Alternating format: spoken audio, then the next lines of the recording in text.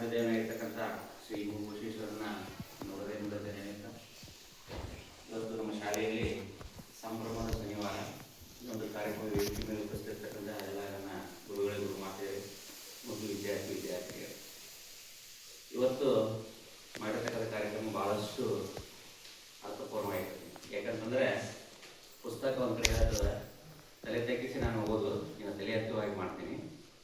Mobile ಒಂದು ಕಡೆ ಹೇಳ್ತದೆ, ಈ ತಲೆ ತೆಗಿ ನಾನು ನೋಡು ನಿನ್ನ ತಲೆ ಎತ್ತಂಗೆ ಮಾಡ್ತೀನಿ ಅಂತ. ಹೌದಾ ಇಲ್ಲ? ಮೊಬೈಲ್ ಒಳಗೆ ಕುಂತ್ರೆ ಕೂತಿರ್ತೀವಿ ನಾವು. ಅದು ಪುಸ್ತಕ ಹೋದ್ರೆ ತಲೆ ಎತ್ತಿ ಎಡೆಡ್ಬೋದ, ನಾಲ್ಕು ಮಂದಿ ಪ್ರಸಾರ ಮಾಡ್ಬೋದ.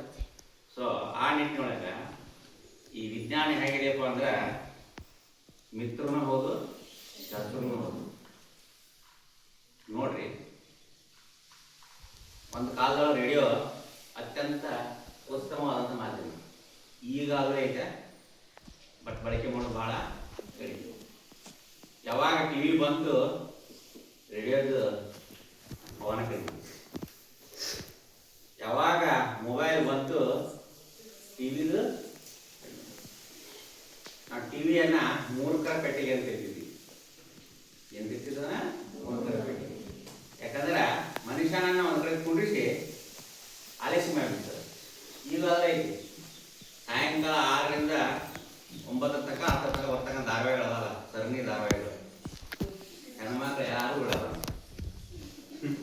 ನಮ್ಮ ಮನ್ಯಾಗ ನಮ್ಮ ಅವ್ವನ ನೋಡಿರ್ತಾಳೆ, ನಾನು ಚಾ ಕುಡಿಯಾಕ ನಿಂತಿರ್ತೀನಿ, ನಾನು ನೋಡ್ತೀನಿ. ಯಾಕ ಬೇರೆ ಚಾನಲ್ ಹಚ್ಚಕ್ಕೆ ಅವಕಾಶ ಇಲ್ಲ, ರಿಮೋಟ್ ಎಲ್ಲ ನಮ್ಮ ಅವ್ವನ ಕೈಯಾಗ. ಸೊ ಅದೊಂದು ಹಂಗೆ ಮಾಡ್ತು. ಅದಕ್ಕಿಂತ ಅನುಕೂಲ ಆಗಲಿ ಅಂತೇಳಿ ಮೊಟ್ರೋಲಾ ಕಂಪನಿಯವರು ಪ್ರಥಮ ಮೊಬೈಲ್ ತಯಾರು ಮಾಡಿದ್ವಿ.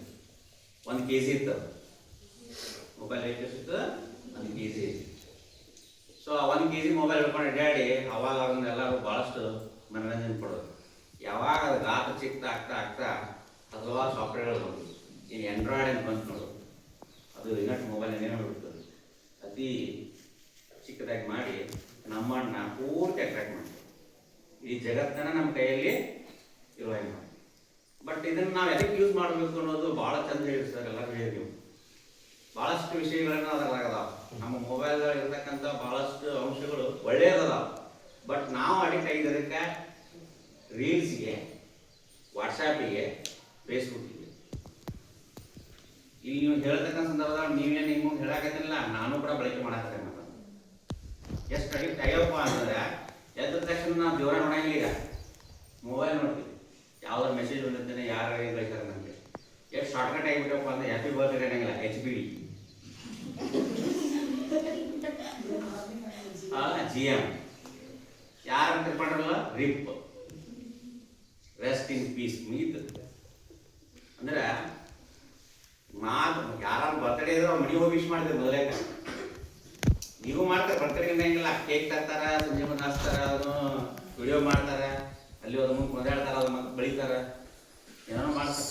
ಬಟ್ ಅದು ಕೇಕ್ ಅನ್ನೋದು ಅದು ಹಚ್ಚೋದಲ್ಲ. ಅದು ಇನ್ನ ಎಲ್ಲ ಹುಡುಗರು ಏನು ಯಾವ ಸಂಸ್ಕೃತಿಯನ್ನ ಹೆಂಗೆ ಬಂದಿತ್ತೋ ತಿಳಿವಾಗ್ತದೆ. ಬಟ್ ನಾವು ಬರ್ತ್ಡೇ ಮಾಡಿದಪ್ಪ, ಆಚರಿಸ್ಕೊಂಡೇವಿ. ಬಟ್ ಈ ಟೈಪ್ ಅಂತ ಎಲ್ಲೂ ನೋಡ್ಲಿಕ್ಕಿಲ್ಲ. ಅದೋ ಒಂದು ವಿಡಿಯೋ ಅದೋ ಇಲ್ಲ ಆಗ್ತದೆ. ನೀನೊಂದು ಭಾಳಷ್ಟು ಒಂದು ವಿಡಿಯೋ ಎದುರಾಗ ಓಡಾಡ್ತದೆ. ಒಂದು ಒಟಾರ ನಾಳ ಒಂದು ಪೈಖಾನಿಗೆ ಗಣಮಗ ಹೆಣ್ಮಗ ಹೋಗ್ಲಿಕ್ಕೆ ನೀ ಹೋಗು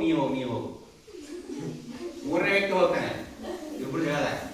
ಆಮೇಲೆ ಇವ್ರಿಗೆ ಏನಾಕೈತಿ ಅಂದ್ರೆ ಏನೇನು ಹಾಕ್ತಕ್ಕಂಥದ್ದು ಅನ್ನೋದು ಗೊತ್ತಾಗದು.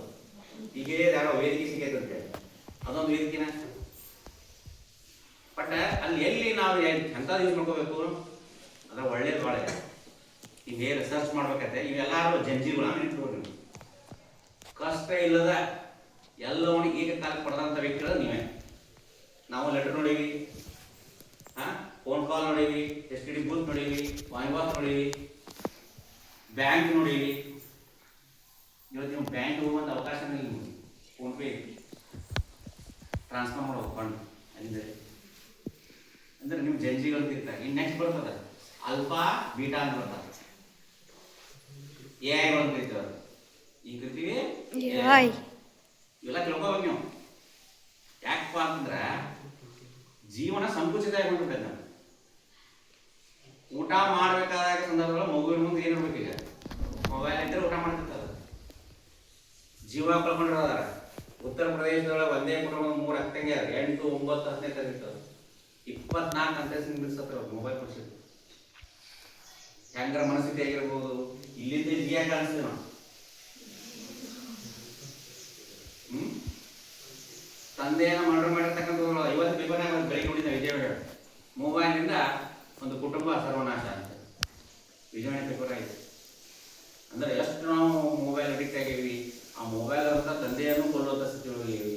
ನಮ್ಮನ್ನು ನಾವು ಸಹಿಸುವಂಥ ಸ್ಥಿತಿ ಒಳಗಿದ್ದೀವಿ. ಅಂದ್ರೆ ಅಲ್ಲಿ ಬಳಕೆಗಿಂತ ಅದ್ರದ್ದೇನೇ ಜಾಸ್ತಿ ದುರ್ಬಳಕೆ ಜಾಸ್ತಿ ಆಗುತ್ತೆ. ಅದನ್ನು ಸದ್ಬಳಕೆ ಬಳಕೆ ಮಾಡ್ಕೊಂಡು ಬೇಡ ಅನ್ನಂಗಿಲ್ಲ.